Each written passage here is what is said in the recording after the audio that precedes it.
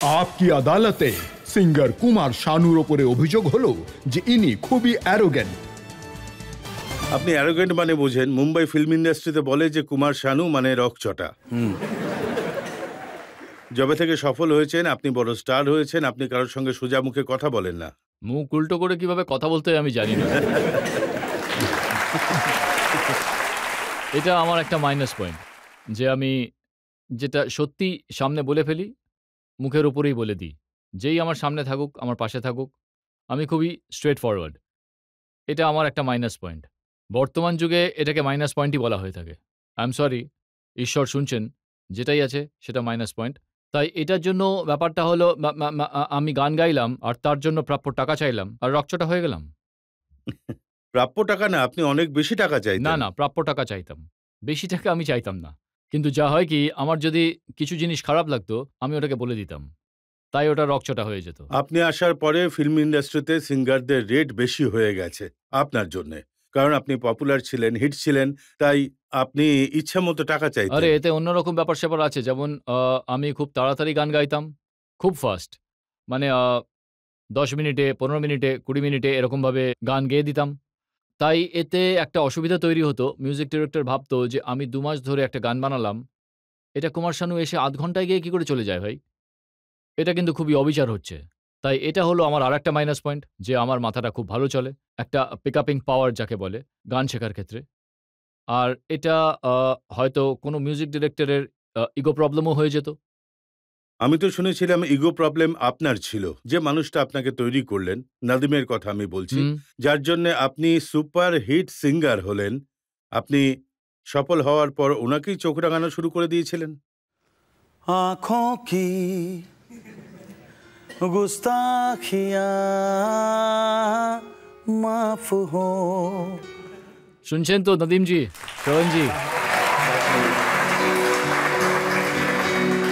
ओ आँखों की गुस्ताखियाँ माफ हो। আপনি যেখানেই থাকুন না কেন শুনুন, আমাকে ক্ষমা করে দিন। কিন্তু একটা কথা আপনাকে বলতে চাই, যে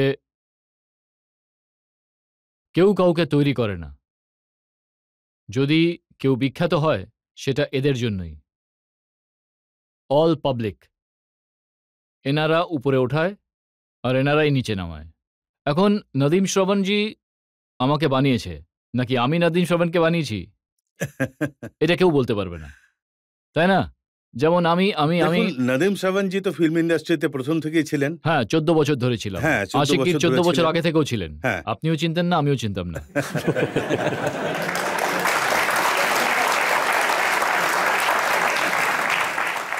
দেখুন দেখুন, এটা কিন্তু সত্যি কথা। এখানে কোনো একটা কথাতেও কিন্তু কোনো সন্দেহ নেই যে আমার আশিকের আগে 14 বছর ধরে নদীম শ্রবণজি ইন্ডাস্ট্রিতে ছিলেন। আপনারাও জানতেন না, আমিও জানতাম না। কিন্তু আশিকি থেকে আমরা সবাই সাফল্য পাই। এটা একটা টোটাল টিম ওয়ার্ক ছিল। ওনাদের অসাধারণ মিউজিক, আমার সিঙ্গিং যেটা ছিল, একটা সুন্দর লিরিক্স, ওই সিচুয়েশন, পুরো ব্যাপারটায় আমরা একসঙ্গে হিট হয়েছিলাম। এখন কেউ যদি বলে যে আমি নদীম শ্রবণকে এনেছি, বা নদীম শ্রবণজি বলেন যে আমাকে এনেছে, বা অন্য কেউ যদি বলে আমি এনাকে এনেছি, সবটা এনাদের হাতে আছে। এনারাই কাউকে উপরে তোলেন আর এনারাই নিচে নামান। কিন্তু আপনাকে যে ইন্ডাস্ট্রিতে এনেছিলেন গুলশান কুমার টি সিরিজ, যিনি আপনাকে সুযোগ দিয়েছিলেন কভার ভার্সন গাওয়ার জন্য, যার জন্য আপনি পপুলারিটি পেলেন, আপনি ওনার সাথেও ঝামেলা বাঁধালেন। দেখুন, ওনার সঙ্গে ঝামেলা ঝগড়া তো কখনোই হয়নি আমার। কিছু মনোমালিন্য অবশ্যই হয়েছিল। আর ডেফিনেটলি আপনি এটা তো জানেনই আমার ব্যাপারে, যখন এত কিছুই আপনি জানেন, মাঝে মাঝে দেখাচ্ছেনও বটে সব, তাই আপনি তো সবকিছুই জানেন আমার। আমি জানি, আমি জানতে পেরেছি যে সবকিছুই জেনে নিয়েছেন। তাই দেখুন, আপনি এটাও হয়তো জানবেন যে আমি জানতে পেরেছি যে আপনার ঝগড়া অনুরাধা পডওয়ালজির জন্য হয়েছিল।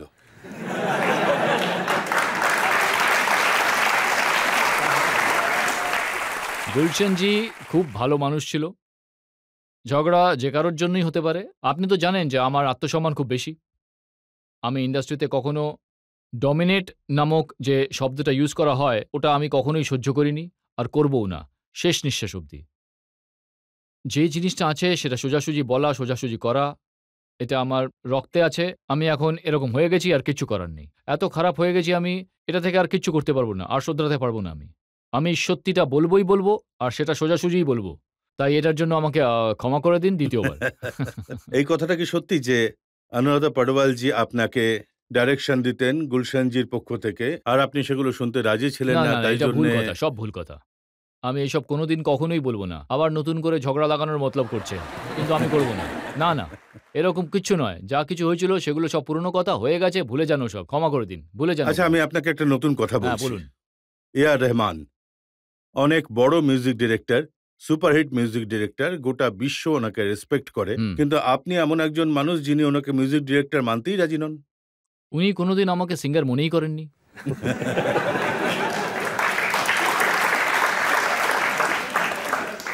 উনি আমাকে কোনোদিন সিঙ্গার বলে ভাবেননি, তাই গাওয়াননি, না হলে তো গান গাওয়াতেন।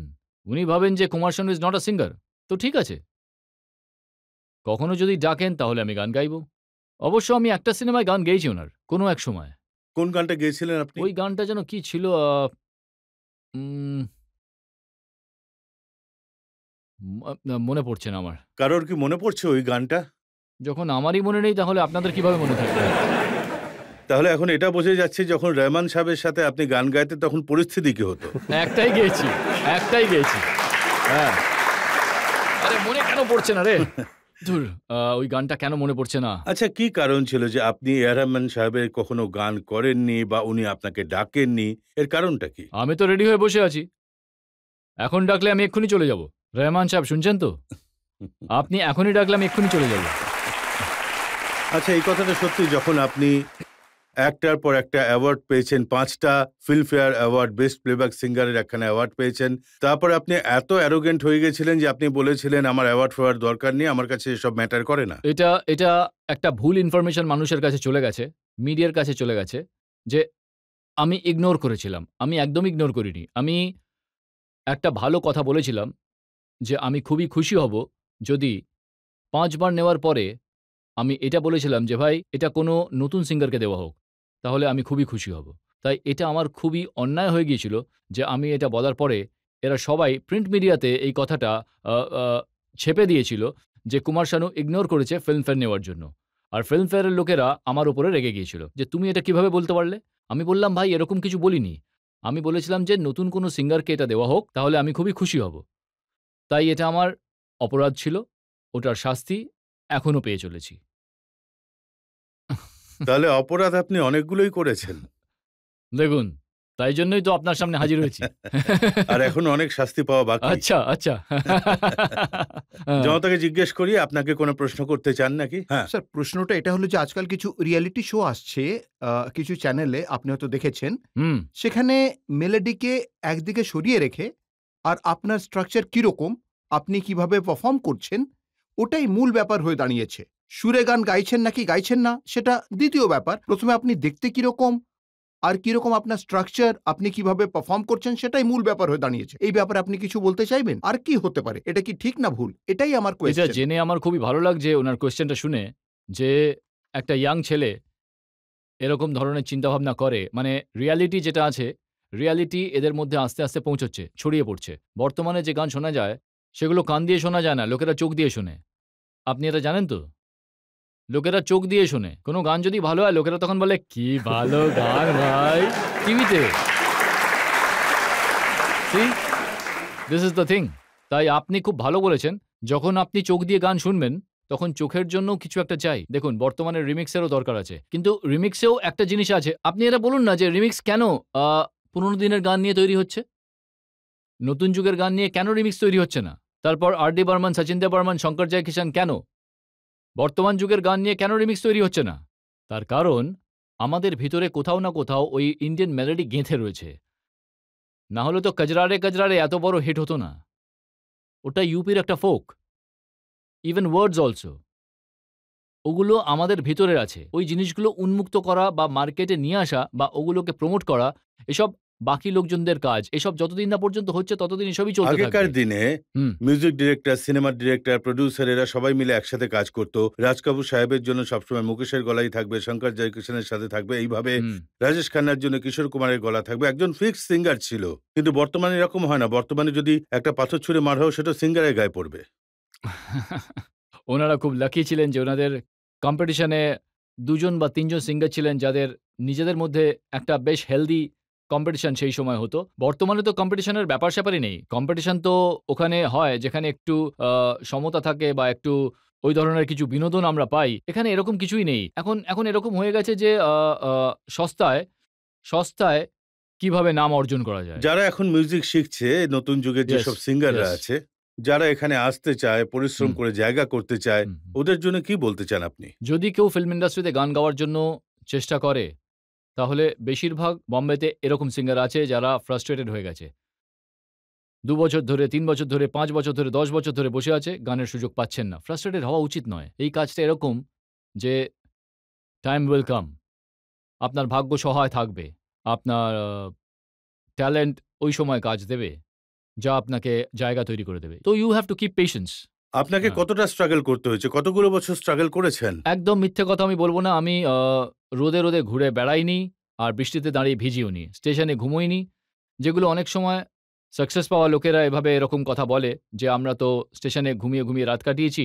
না, আমি বম্বেতে যেদিন এসেছিলাম তার ৬-৭ দিনের মধ্যেই আমি হোটেলে কাজ পেয়ে গিয়েছিলাম। আমি হোটেল সিঙ্গার ছিলাম ১ম এ। আ কলকাতা থেকে শুরু করেছিলাম। কলকাতাতে বিনীত বলে একটা রেস্টুরেন্ট আছে, এখনো আছে। ওখানে আমি শুরু করেছিলাম। তারপরে এখানে এসে অনেকগুলো চেম্বুরে একটা প্রীতি রেস্টুরেন্ট আছে, যেখানে আমি গান গাইতাম তখন। আর অশোকবাবু আপনি হয়তো শুনেছেন, অশোক শেঠ উনার নাম ছিল। অশোকবাবু হয়তো শুনছেন এই সময় আমাকে, যে উনার রেস্টুরেন্টে গান গাইতাম তখন। আর তারপরে তখন গান গাওয়ার সময় আমি অনেক টাকা পেতাম। যেটাকে টিপস বলে, আপনারা হয়তো জেনে থাকবেন। আপনারাও হয়তো দিয়ে থাকবেন কখনো হোটেলে গেলে। তাই আমিও প্রচুর টিপস পেতাম। আর ওই টাকা দিয়ে আমি ট্যাক্সিতে বসে কল্যাণজি ভাইয়ের বাড়ি, জগজিৎ সিংজির বাড়ি, আ রাজেশ রোশনজির বাড়ি ট্যাক্সিতে করে যেতাম।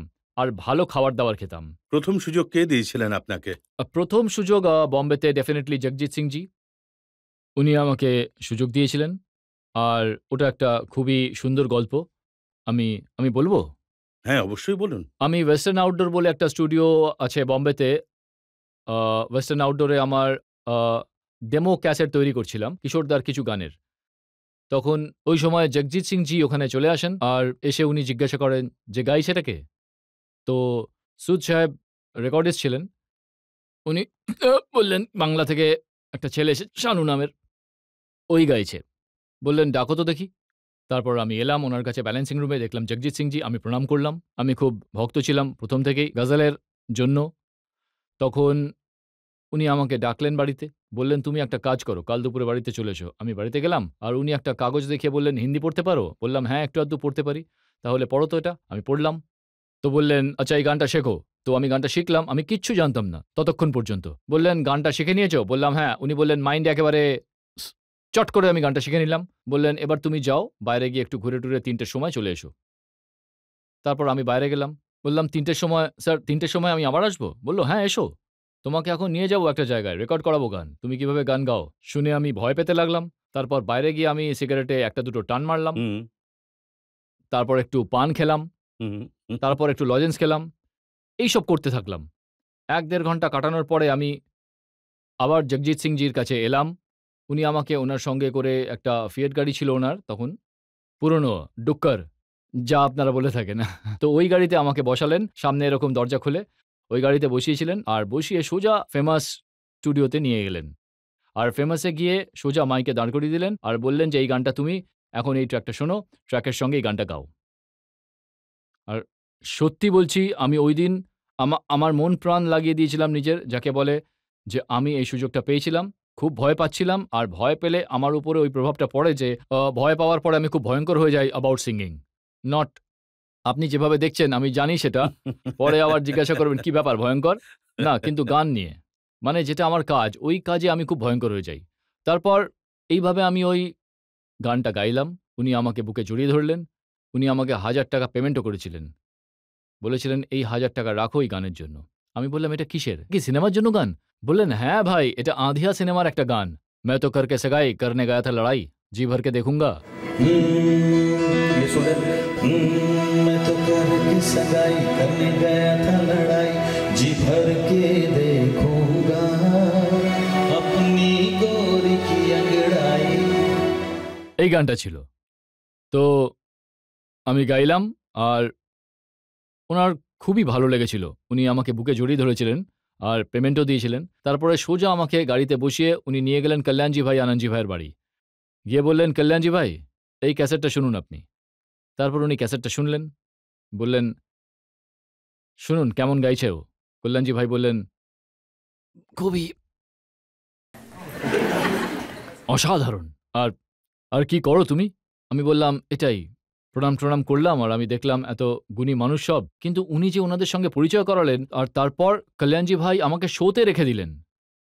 তাই আপনারা দেখুন যে কন্টিনিউ আমার টাকার কোনোদিন অভাব হয়নি, তাই স্ট্রাগল করতেই হয়নি। আর ওখান থেকে আপনি শিখে গেলেন যে যখন গান গাইতে হবে তখন টাকাটাও উসুল করতে হবে। দেখুন যখন ঈশ্বরের জন্য আমি গান গাই তখন তো আমি ওখানে টাকা চাই না। আমি কোনো মন্দিরে গিয়ে গান গাই বা কোনো ভজন গাইলাম বা অন্য কিছু, এগুলোর জন্য তো আমি টাকা চাই না। যেসব মানুষ আমার গান নিয়ে টাকা রোজগার করছে তাদের থেকে আমি একটু আধটু নিয়ে নিই। এতে খারাপের কিছু আছে? আপনারাই বলুন। এগুলো তো আপনি আপনার জীবনের কিছু ভালো ভালো কথা বললেন, অনেক রকম খারাপ কথাও আছে আমার কাছে, তাই নিয়ে অভিযোগ তুলবো। এটাই আমার দুর্ভাগ্য যে আমাকে নিয়ে খারাপ কথা খুব তাড়াতাড়ি লোকজনের কাছে পৌঁছে যায়। কুমার শানুর খারাপ কথা নিয়ে আরো কিছু অভিযোগ, আরো কিছু প্রশ্ন, কিন্তু একটা ব্রেকের পর।